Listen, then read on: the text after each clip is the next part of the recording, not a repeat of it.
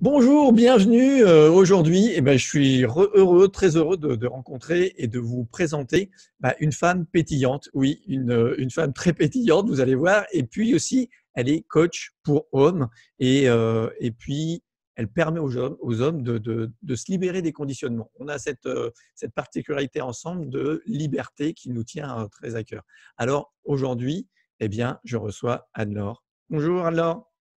Bonjour Olivier.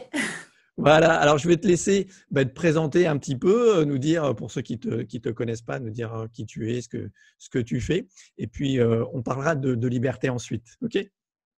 Ça marche. Eh bien, donc voilà, moi je suis Anne-Laure Delaunay. Ma particularité, c'est que je suis une coach avec les cheveux rouges, c'est comme ça qu'on me remarque. Et je travaille avec les hommes, effectivement. Mon but premier, c'est vraiment de leur rendre la parole et justement de leur permettre de se libérer de ces conditionnements sociétaux, familiaux, environnementaux dans lesquels ils sont en général bloqués.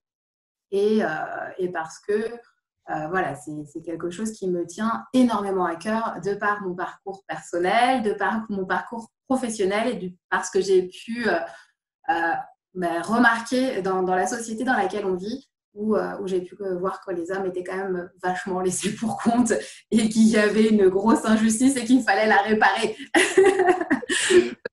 Allez, on y va.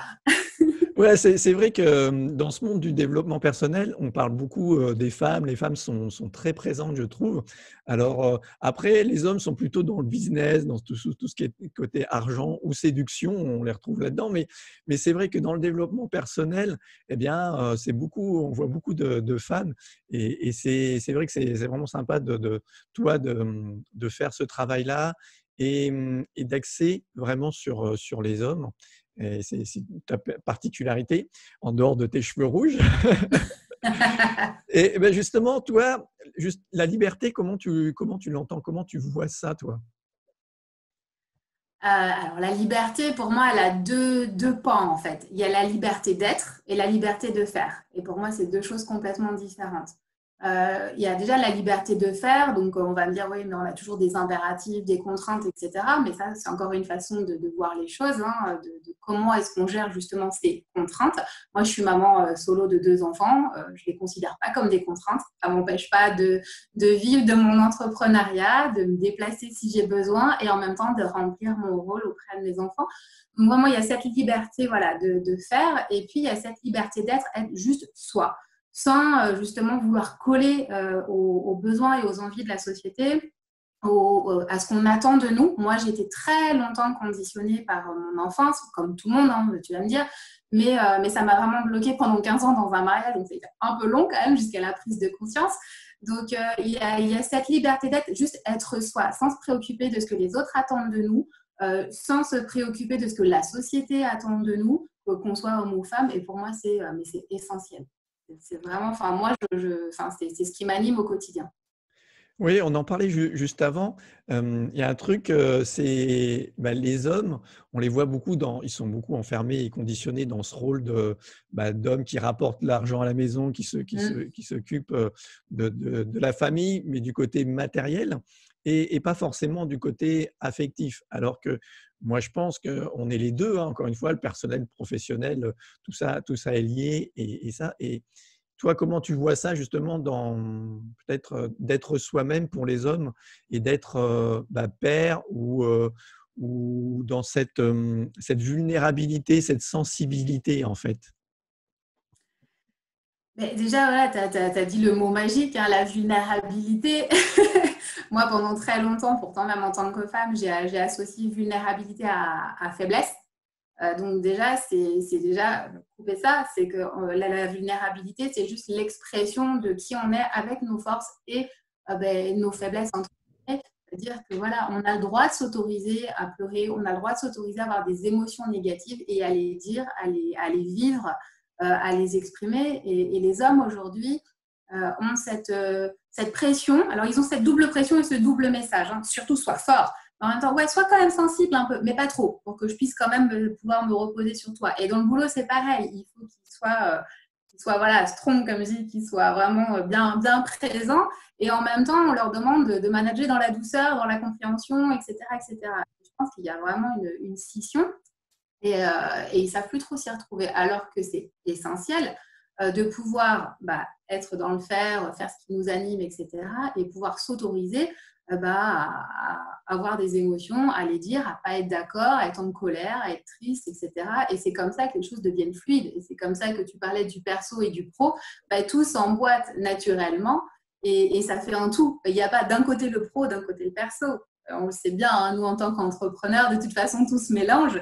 Et si d'un côté ça ne va pas, de l'autre ça ne va pas non plus. Ce n'est pas possible.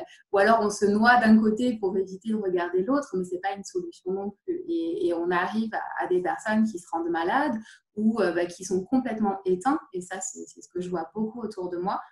Des personnes qui sont éteintes, qui sont tristes, qui ont le regard vide. Et c'est dommage. C'est dommage. Ouais, ouais, c'est vrai que ce que tu dis, et moi, quand on en discute avec les hommes, même si c'est des discussions pas toujours à mots couverts, souvent, voilà, c'est effectivement cette difficulté d'être fort et sensible en même temps. Et ça, c'est une injonction de la société, des femmes d'aujourd'hui, et souvent les hommes sont perdus là-dedans. Alors, pour moi, et tu vas me dire, tu vois, en fait, la solution que moi j'ai trouvée, c'est d'être mou. Donc, avec ces deux parties et de pouvoir les exprimer. Mais c'est la meilleure solution, effectivement, de toute façon. C'est parce qu'on a rencontré ça aussi. Enfin, moi, je sais qu'en tant que femme, et puis j'ai découvert que j'étais hypersensible. Donc, moi, j'ai été éduquée dans un milieu où on ne montre pas ses émotions.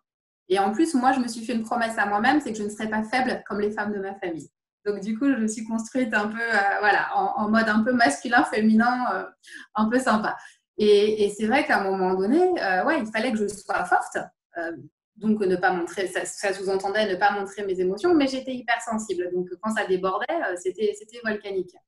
Donc, effectivement, la seule solution dans ces cas-là, c'est de s'équilibrer, de s'autoriser juste les deux. Et ça ne me rend pas moins forte. C'est juste que je dose et que je choisis. Et c'est ça aussi, tu parlais de liberté tout à l'heure, c'est aussi cette liberté de choix. Avoir le choix de dire, là, aujourd'hui, je suis plus dans la sensibilité, dans la vulnérabilité, je m'autorise à l'être et j'en fais le choix. Ou aujourd'hui, non, je suis plus dans une autre posture ou parce que j'ai besoin, pour une raison X ou Y, d'être plus dans le dur, dans le yang, hein, comme on dirait, dans le masculin. Et c'est un choix. Et pouvoir faire ce choix, c'est génial. Quand on en arrive à le faire de façon consciente, on a tout gagné, quoi. Là, après, tout est ouvert. Ouais, je pense que c'est vrai, tu as raison, là, le choix, c'est hyper important dans la vie. En fait, la vie, c'est qu'une succession de choix. Mais toi, ce qui émane de toi, enfin, voilà, moi, pourquoi j'étais attiré, pourquoi je suis venu vers toi, parce que justement, il y a cette double facette de cette force et de cette sensibilité, de ce côté masculin et de ce côté très, très féminin, parce que tu as vraiment allié les deux et tu travailles vraiment sur les deux. Et c'est ça qui est hyper important et c'est aussi là-dessus où on se retrouve et on se reconnaît. Et je pense que c'est hyper important. Et le choix, ouais, tu as raison, nos vies, c'est une succession de choix. Alors, comment toi, tu as pris conscience de ça et comment tu en es arrivé à accepter ce choix? Alors, tu vois, la première réponse que j'allais dire, c'est que j'ai pas eu le choix. Mais si. Mais la vie m'a emmenée à ça. En fait, tu vois, comme je te dis, je suis issue d'une famille un peu rigide où on ne dit pas les choses. C'est très un peu le culte du secret, pas d'émotion, politiquement correct. Je la fais courte. Hein. Et du coup, je me suis mariée très, très jeune. J'avais à peine 21 ans. Et je suis restée mariée 15 ans. Et du coup, je me suis complètement enfermée dans ce qu'on attendait de moi. Sauf qu'à un moment donné, mon corps a réagi. Donc, j'ai eu des bobos pas très graves, mais suffisamment gênants pour que ça me pourrisse la vie. Pendant quelques années, jusqu'au jour où je me suis réveillée, je dis stop. C'est bon, je ne peux plus continuer comme ça. Et j'ai commencé à bouger le pro. Donc, je me suis mise à mon compte. Et puis après, j'ai continué sur ma lancée. Je me suis séparée et je suis tombée sur une relation hautement toxique qui m'a mis littéralement à terre. Donc moi, la nana hyper forte qui contre toute l'adversité réussit, etc., se libère d'un mariage de 15 ans malgré les conditionnements, le poids de la famille, entrepreneur, etc. Je me suis retrouvée mais comme une merde. Et là, ça a été le déclic. Ça a été le déclic parce que je me suis rendu compte que je n'étais pas que forte et que je n'étais pas que vulnérable. C'est là que j'ai compris que j'étais les deux, que j'avais le droit d'être les deux, en fait. Et c'est à partir de là que j'ai commencé déjà à travailler sur moi pour guérir ce qui était à guérir. Et puis, au gré des rencontres que j'ai eues, j'ai croisé pas mal d'hommes, que ce soit dans mon entourage amical, professionnel ou autre, où j'ai perçu cette dualité que moi j'avais vécue. Sauf que moi, en tant que femme, j'avais plus de facilité à en parler. Parce que malgré tout, les femmes ont quand même la parole le verbe plus facile entre elles, etc. On a moins de difficultés à aller voir un thérapeute aussi, quand même. C'est ancré dans la société. Hein. Moi, je suis un bonhomme, j'ai pas besoin d'un psy. et voilà, et je me suis rendu compte que ces messieurs avaient du mal à aller parler et ils se demandaient à qui je vais parler. Qu'est-ce que je fais? Et c'est comme ça que naturellement, j'en suis arrivée et à ce choix de métier parce que pour moi, j'ai vraiment la volonté, l'envie, le désir de changer ça. Mais vraiment, dans le monde, c'est essentiel. On ne peut pas demander aux femmes d'évoluer, de changer, etc. si les hommes, eux, n'ont pas la possibilité de faire de même. Donc, et c'est vraiment la possibilité. Je pense qu'ils ont envie pour la plupart, hein, mais ils ne savent pas comment.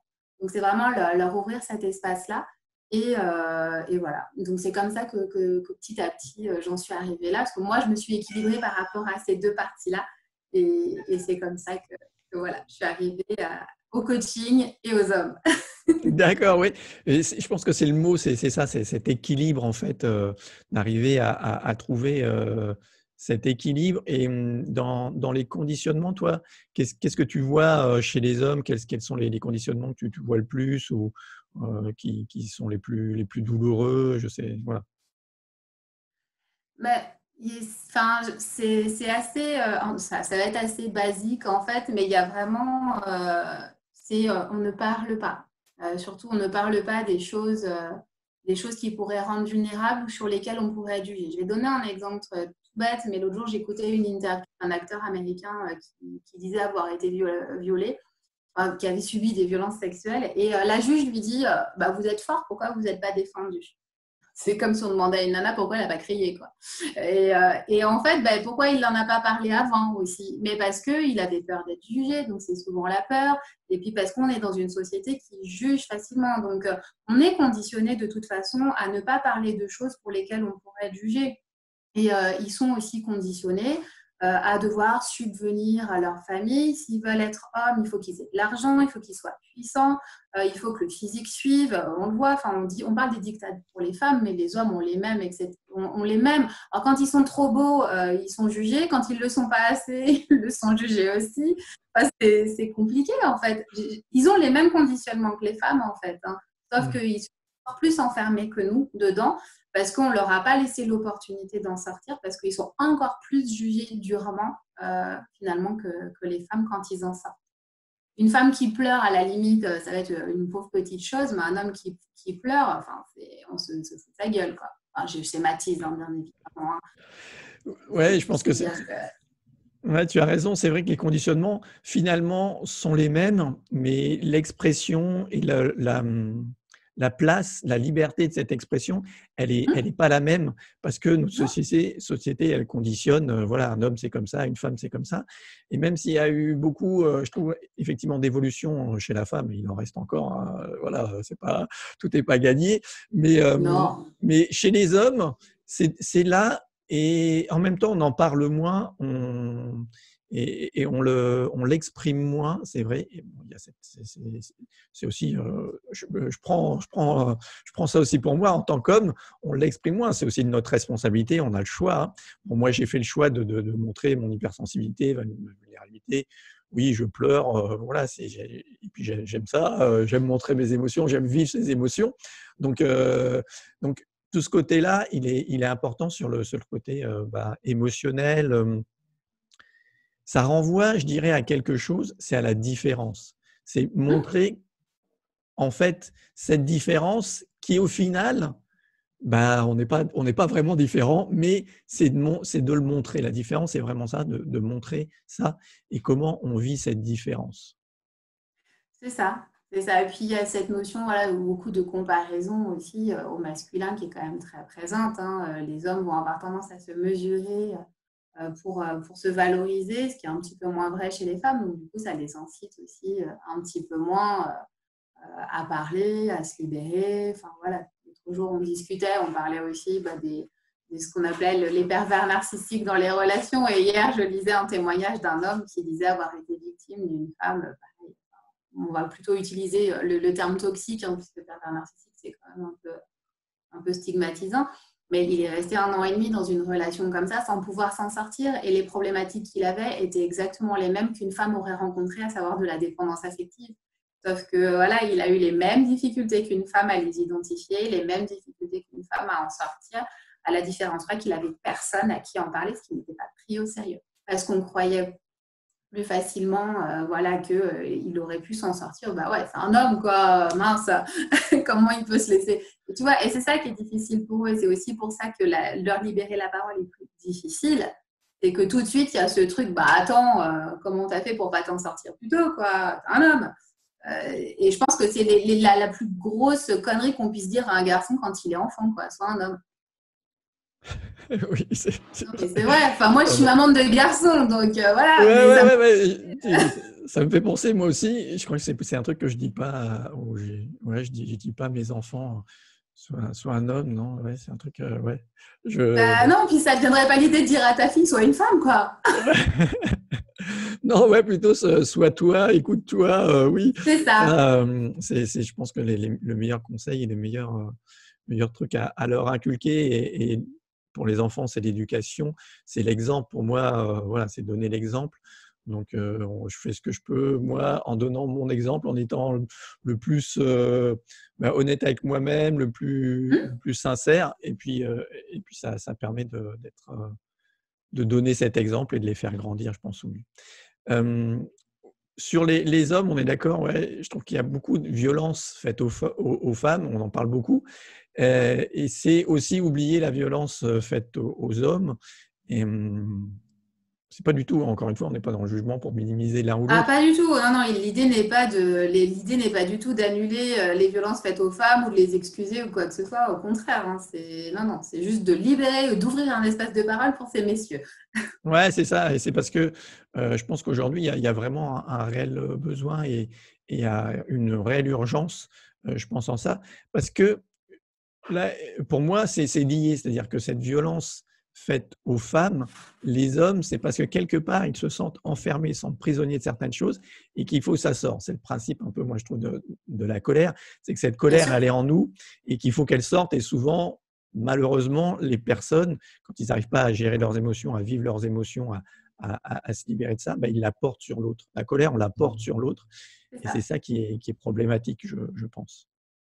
Ah, mais complètement. Et tu vois, tu rejoins ce que j'ai écrit hier, et je l'ai écrit très volontairement, hein. J'ai livré un épisode qui a duré 5 minutes de ma vie, mais qui m'a marqué. C'était il y a super longtemps. Je crois que je devais avoir 22 ans. Et j'ai bousculé mon mari. Mais parce qu'on s'était disputé, j'étais extrêmement en colère, extrêmement. À l'époque, je n'exprimais justement pas encore mes émotions autrement que par la colère. Et elle se reportait effectivement sur l'extérieur. Donc, en général, c'était un noyer, c'était mieux, mais là, c'était trop fort et c'est lui qui a pris. Et du coup, voilà, il a dû me rebousculer, il m'a rebousculé en retour. Et donc, j'ai écrit par rapport à ça. Et ça illustre complètement ce que tu dis. C'est que, à un moment donné, quand on n'exprime pas ses émotions et que la seule émotion qu'on s'autorise à exprimer, c'est la colère, ça finit en baston, quoi. Donc, on a une femme et qu'on est légèrement physiquement, et ça c'est juste la nature qui veut ça, un peu inférieur en termes de force physique à un homme, effectivement on va moins aller à la baston et on va faire autrement, on va peut-être plus facilement crier, l'exprimer en fait par la voix. C'est vrai qu'on dit d'une femme qu'elle va se mettre à hurler, etc. Mais l'homme, qu'est-ce qu'il va faire? Il va cogner, mais c'est juste effectivement la seule expression qu'il a trouvée d'une émotion en fait. Alors c'est pas forcément la bonne. Et c'est comme ça qu'il y a des dérives énormes, mais ce n'est pas irréversible. Et c'est vrai que moi, c'est ce que j'ai pu constater. Et c'est aussi ce qui m'a poussée à ça. C'est aussi cette relation que j'ai eue où j'ai pu voir la violence verbale et parfois physique, pas vis-à-vis de moi, mais qui pouvait s'exprimer chez cet homme-là, mais la possibilité aussi et l'envie quelque part de se sortir de cette prison-là. Parce que c'est vraiment quelque chose qui les enferme. Et je l'ai vu aussi autour de moi à plus grande échelle. Et c'est vraiment cette sensation qu'ils sont coincés et emprisonnés là-dedans, et qui se demandent juste à s'en sortir autrement que par la violence. Oui, ouais, je suis d'accord et je pense que ça, on revient encore au conditionnement, à la société, à l'éducation. Les garçons, bah, on leur apprend à exprimer leurs émotions, bah, physiquement par la violence, hein, c'est malheureusement la compétition, la violence et puis quand on regarde tous les films, les jeux vidéo, les choses comme ça. Moi, j'ai mes enfants, hein, et j'ai des ados qui font des jeux vidéo et la violence dit: «Ouais, ouais, là, c'est vrai que tu te bastonnes». Voilà, il y a plein de jeux de baston. C'est ça. Je Non, joue, mais c'est hein, ça. je joue avec mon aîné, et mon plus jeune, mes 2 garçons. On joue à un jeu de baston mais c'est aussi, voilà, leur apprendre qu'il y a d'autres façons de faire, que, de rester là-dedans, force ça te conditionne là-dedans et qu'après, bah, tu ne sais pas comment faire autrement et moi, c'était mon cas. Alors la violence, oui, moi aussi je l'ai portée, pas souvent, mais je la portais aussi sur mes enfants, à crier. Moi, je criais, c'était peut-être mon côté féminin, mais je criais beaucoup, à me casser la voix, tout ça. Je les ai pas frappés, mais je criais beaucoup. Cette violence, elle ressortait comme ça parce que je ne savais pas faire autrement et Ouais, c'est c'est ça. vraiment cette découverte et Et je du pense coup, que ça génère une souffrance en fait. Et cette souffrance, j'ai pu remarquer aussi que ben, on a du mal à l'exprimer, on a du mal à. Alors, elle nous ronge, enfin, comme je dis, ça ronge de l'intérieur, hein, ça fait un peu en mode comme de l'acide, là, ça se diffuse, finalement, ça en devient douloureux. Et c'est d'autant plus douloureux qu'on ne sait pas comment s'en défaire. ouais, c'est ça. En fait, finalement, cette colère, cette violence qu'on porte sur les autres, je trouve qu'elle est proportionnelle à celle qu'on se porte à soi-même. Ah bah oui. C'est ça et apprendre à être, bienveillant avec soi-même, à apprendre à s'aimer, à se faire du bien et tout ça, forcément, ça influe sur les autres. Parce que cette violence, cette colère qui est en toi, si tu la travailles, si tu l'apaises, si tu te libères aussi de conditionnements, de schémas, de traumas et de choses, eh bien, après, avec les autres, ça change. Et moi, je l'ai vu avec, l'éducation de mes enfants, et je le vois avec les personnes que j'accompagne et certainement toi aussi. Ah Donc, mais complètement. Moi, j'ai vraiment cette image, si tu veux, quand mes clients arrivent, ils sont un peu dans le brouillard et enchaînés. Ils ont des boulets aux pieds, puis ils avancent comme ça, comme ils peuvent, voilà. Et l'idée, voilà, c'est de dégager tout ça, de dégager ces boulets, ces choses qui les tirent vers le bas et qui les écrasent, et puis ce brouillard qui les entoure et qui les empêche d'avoir une perception saine et apaisée d'eux-mêmes, déjà, effectivement, et ensuite, du coup, de leur environnement, parce que de toute façon, tout est lié. ouais, ouais. Ouais, c'est ça. C'est se libérer de tout ça.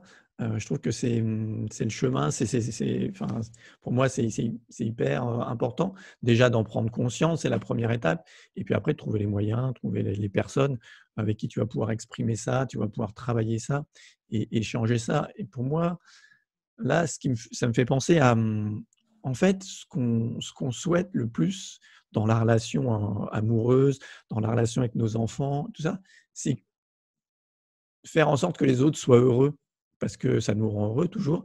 On a besoin d'être heureux, mais on on a toujours cette envie-là, ce besoin-là et bah, on ne sait pas comment en fait, on sait pas comment faire. Alors encore, on va tomber dans les schémas des hommes, bah, ils vont travailler dur, ils vont apporter de l'argent, du confort matériel et tout ça, pour ça.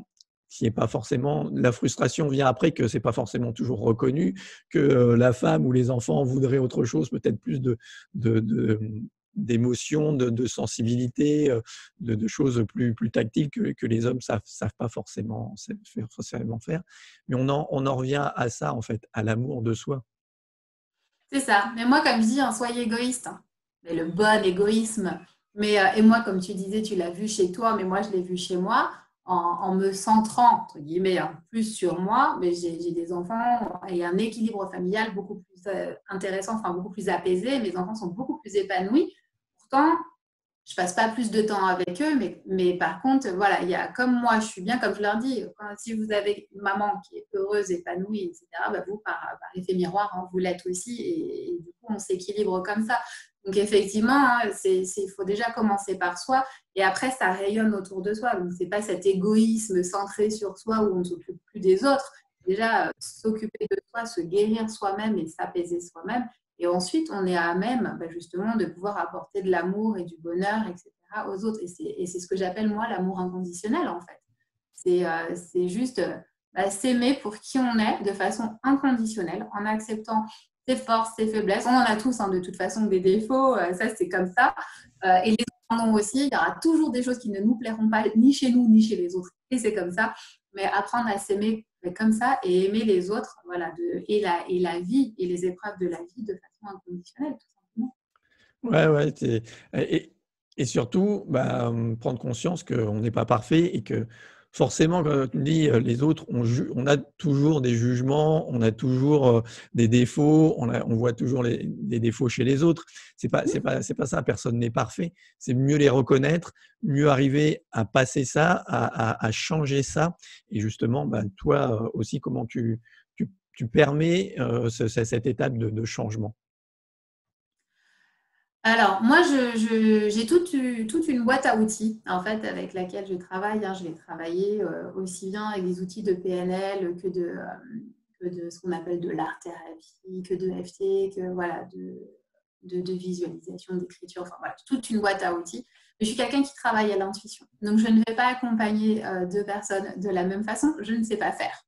Donc, je ne peux pas te dire, ouais, alors j'ai un programme, on va commencer par ça, ensuite on va faire ça. Non, c'est pas possible. Puisque je travaille d'abord sur la personne en elle-même, avec les émotions, avec son histoire, avec ce qu'elle va m'apporter.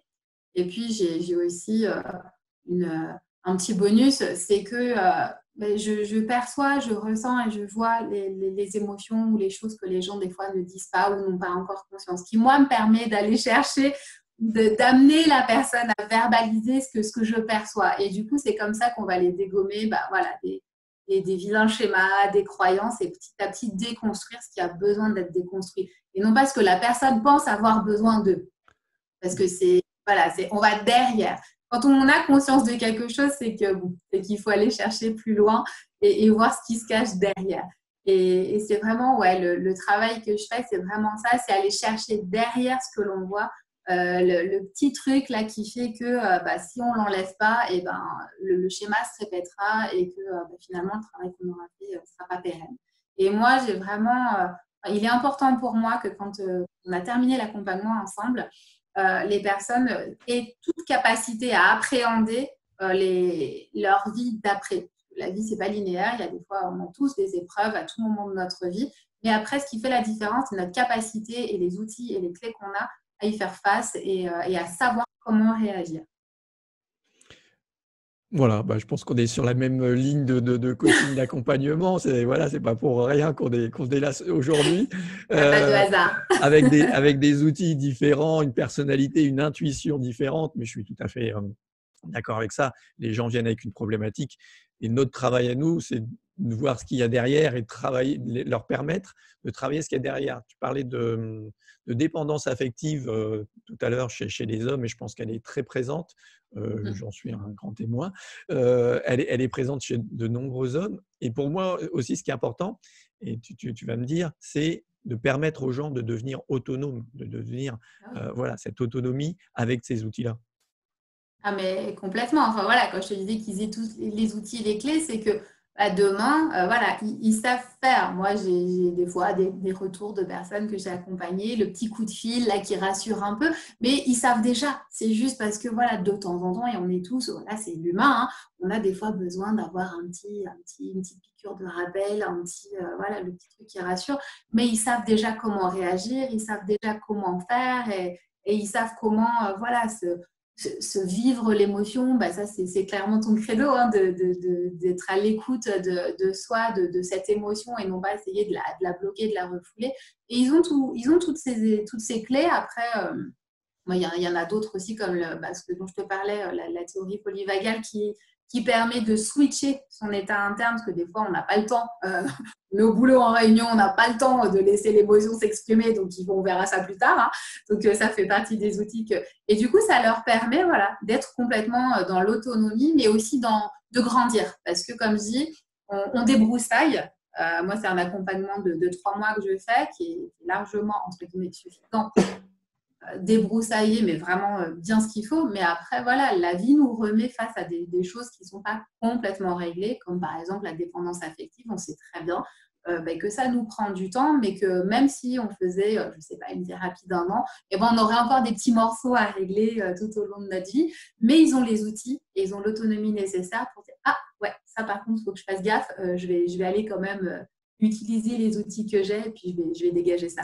Donc, Oui, je pense que c'est vrai, c'est vraiment ça. Et cet accompagnement, effectivement, pourquoi il dure un certain temps, plusieurs mois, parce que pour permettre cette autonomie. Et moi, tu vois, un accompagnement réussi, c'est vraiment ça. C'est quand la personne, elle me dit, ah bah ouais, j'ai réussi à faire ça tout seul et tout. ouais. Ouais, j'ai une émotion qui m'a pris, puis j'ai libéré ça. Et tout. Je dis, bah voilà, c'est super. La personne, elle fait, elle sait le faire. Donc voilà. Et ça, c'est vraiment génial. Pour moi, la réussite d'un accompagnement, il est vraiment là. Au-delà de souvent les gens, moi, ils viennent pour des blocages, trucs, libérer ça. Mais c'est vraiment, moi, j'ai réussi quand eux, ils le font tout seuls. Ah bah oui, mais ça, c'est le plus beau des cadeaux. Enfin, Ouais. moi, je trouve, enfin, dans ces cas-là, moi, quand j'en arrive à ce stade-là, mon sourire ne se décroche plus, quoi. C'est ouah, trop bien. Et puis tu fais peut-être péter les pop-corn et le champagne, c'est ça?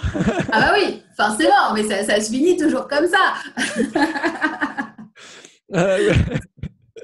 Donc, ouais, toi, est-ce que tu auras envie d'aborder un sujet? Est-ce que, avant que je te pose une question un petit peu insolite, t'aimerais aborder un sujet, dire quelque chose de particulier? Bah, les sujets, je pense qu'on les a un peu tous abordés. On a vraiment parlé, voilà, de cette notion, bah, enfin, voilà, d'émotion, de vulnérabilité, de tout ça. La seule chose que je voudrais rajouter, c'est voilà, juste s'autoriser à être toi, s'autoriser à être authentique et s'autoriser aussi à faire ce premier pas. Parce que le premier pas, il n'y a que soi-même, il n'y a que la personne qui veut bouger, qui peut le faire. Souvent, on attend que ça vienne de l'extérieur, mais on va attendre longtemps. Comme je dis, il y en a qui sont morts en attendant. Voilà, c'est que les personnes comprennent bien que si ce choix, tout commence par un choix.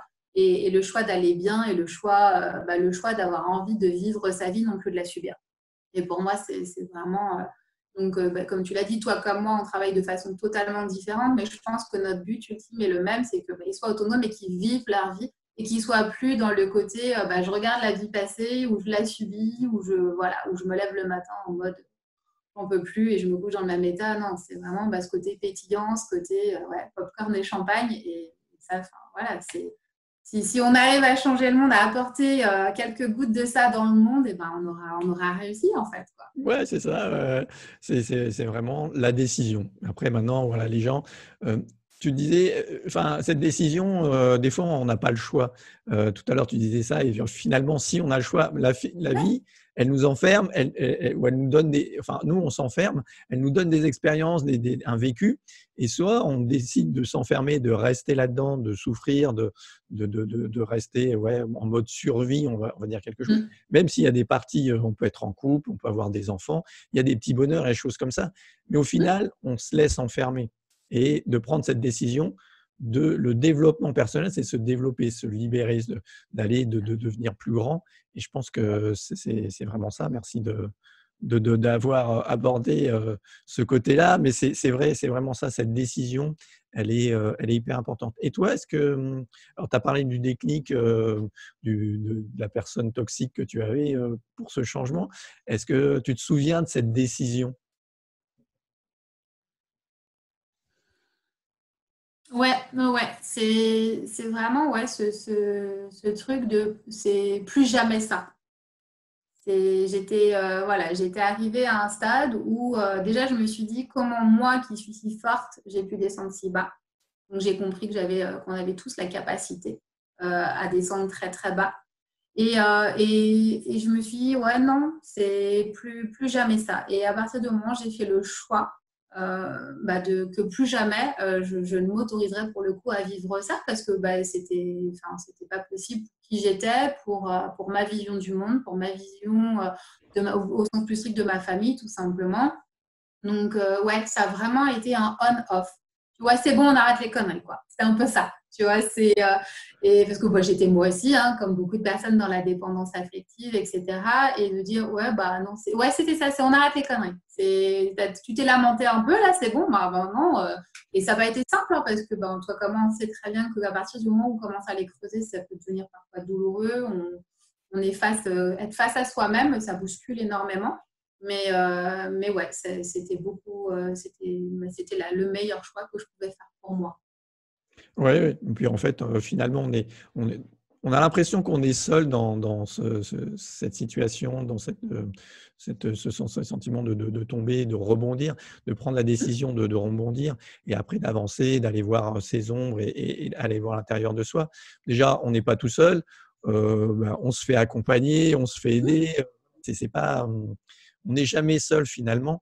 Et j'invite les gens là à prendre conscience peut-être justement de ces décisions qu'ils ont prises, de changer. Alors, peut-être pas de changer leur vie, de changer de métier aujourd'hui, mais tout le monde, vous avez pris vous aussi des décisions à un moment donné. Alors, c'est des décisions qui vous ont limité des fois, hein, des fois on s'enferme dans quelque chose en décidant, mais quand vous regardez bien en arrière, il y a toujours des décisions que vous avez prises. Et quand on la prend vraiment de façon à 100%, de façon intime et de façon puissante, eh bien forcément, ça va dans ce sens-là dans la vie.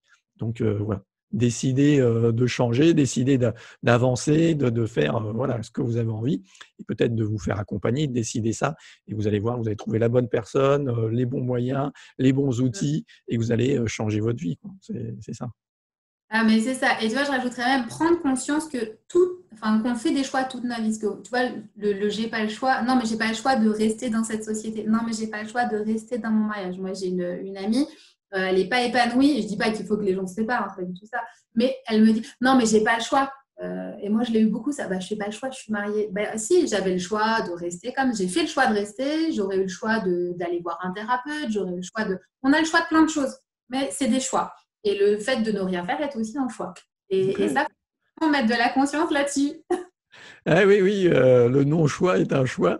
Mais tu as raison, dans le couple, je pense que c'est hyper. Et moi, depuis que j'ai divorcé, je ne le voyais pas avant, hein, parce que j'étais dans cette dépendance et tout ça, depuis que j'ai divorcé. Effectivement, il y a des couples qui me disent, ou des amis qui me disent, mais arrête, tu lui dis de se séparer ou de divorcer. Je dis, bah non, je ne dis pas ça. Je dis, bah, si ça te fait souffrir, change. Après, c'est à toi. Tu fais le choix de divorcer ou de ne pas divorcer.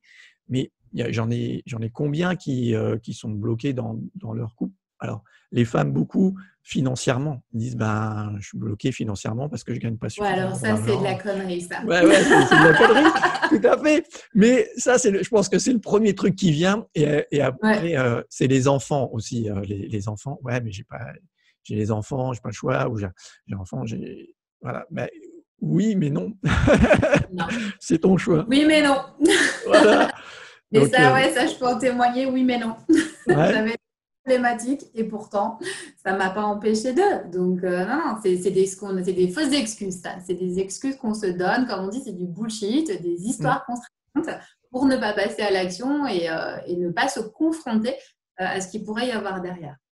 Bah ouais, c'est cette peur du changement qui nous bloque et qui nous empêche de se réaliser. Et faites ce choix, vous verrez que ça change et que c'est forcément pour le mieux. Moi, je dis, de toute façon, c'est forcément pour le mieux. Quand on prend une décision vraiment qu'on ressent être la bonne, et C'est ça. j'ai plein de personnes, des amis qui sont dans des couples qui sont coincés et qui sentent et qui le disent, hein, quand elles sont plus dans l'intimité, Ouais. que c'est pas ce qu'elles veulent vraiment au fond, mais j'ai pas le choix, mais machin, Ouais, bah ouais, c'est non, ça. voilà. Donc, Juste écouter son intuition, en fait, ouais. suivre son cœur. Moi, si je l'avais fait, effectivement, je serais restée mariée 1 an et pas 15. Donc ouais, juste suivre cette petite voix intérieure. On l'a tous, en fait. On peut tous être connectés à notre intuition. Le tout, c'est de savoir le faire, de s'autoriser à le Alors tiens, ça me donne l'idée, on va parler de l'intuition. Et tu disais, écoutez cette petite voix. Ouais, je suis d'accord, cette petite voix, elle est importante. Mais on va être certainement d'accord tous les deux, mais tu vas nous expliquer, nous raconter ton expérience.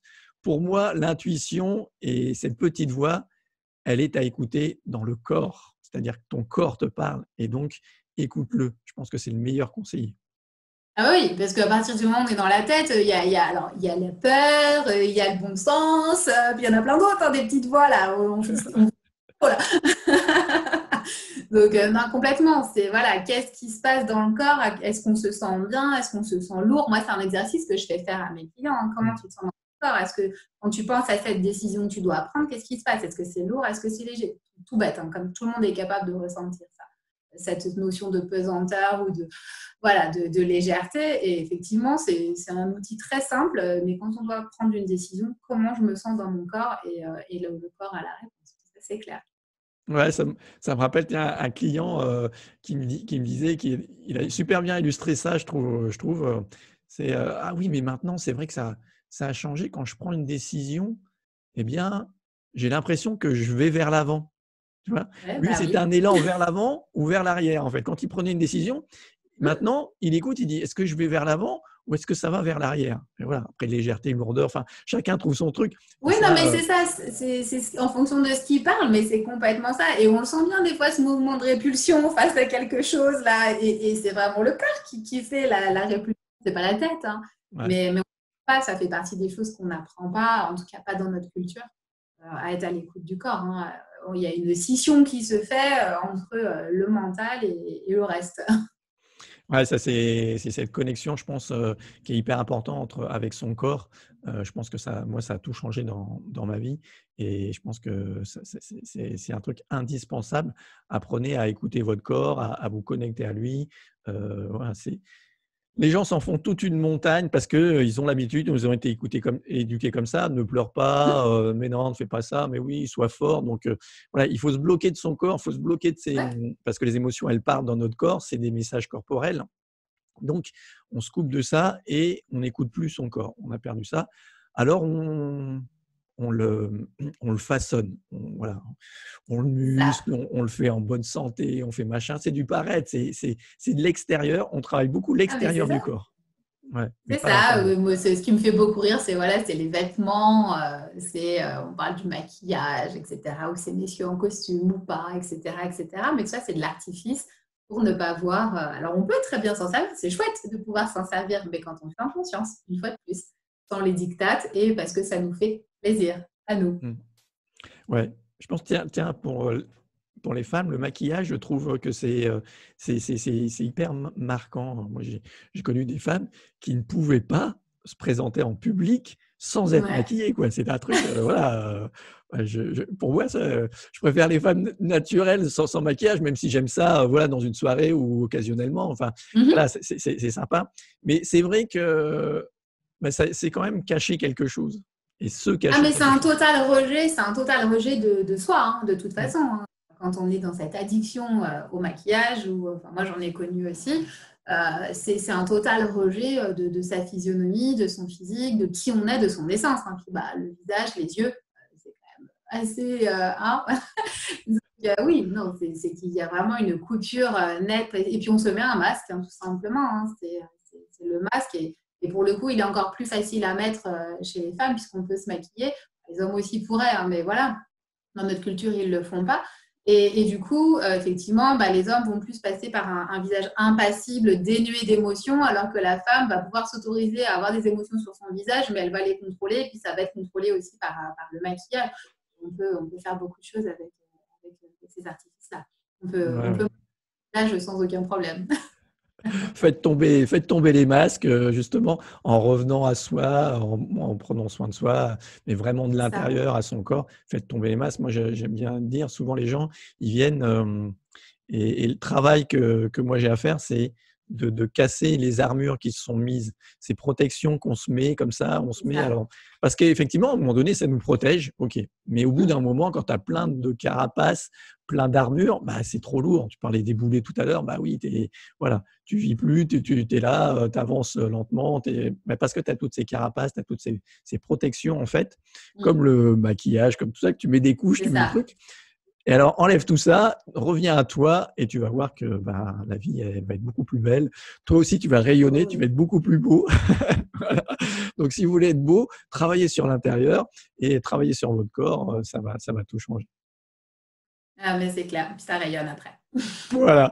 Eh ben justement, ça tombe super bien avec la question que je voulais te poser sur le rayonnement, sur être lumineux et beau. C'est pourquoi les cheveux rouges alors? Ah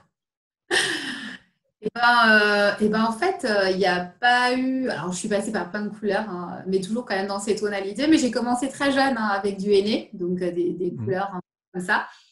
Et ouais, après, ouais, non, je pense qu'il y a toujours eu ce fil conducteur, enfin rouge, orangé, cuivré, etc. Mais parce que, je sais pas, ouais, c'est lumineux, ça me correspond, ça fait partie ouais, de qui je suis, je pense un peu ce côté. Enfin, j'ai un phénix tatoué sur l'avant-bras, donc Ah le oui. phénix, les flammes, voilà, je crois que c'est ce côté un peu, ouais, un peu volcanique que j'évoquais. C'est vrai que c'est des mots qui font partie de mon champ lexical. Donc, je pense qu'il doit y avoir un lien. Et c'est vrai qu'aujourd'hui, ça fait clairement partie de mon identité et je ne me verrai pas autrement qu'avec cette couleur de cheveux. Ah ouais, d'accord. Ok, très bien. Le phénix, voilà, je trouve que ça te va bien. Donc, ok, ouais, voilà la question. Je voulais juste te poser ça. Je pense que ça éclaire et ça met une lumière, effectivement, qui est hyper importante et qui te ressemble super bien. Donc voilà. En tout cas, bah, merci Merci. d'avoir partagé ce moment avec moi et avec tous les gens qui nous regardent. Et puis, Bah, bah, merci à toi de m'avoir donné cette opportunité. C'était un vrai plaisir de pouvoir discuter et échanger avec toi. eh bien, merci beaucoup, merci à tous. Bah, surtout, prenez soin de vous, prenez soin de vos émotions et je vous dis à bientôt. Au revoir. Au revoir, Olivier.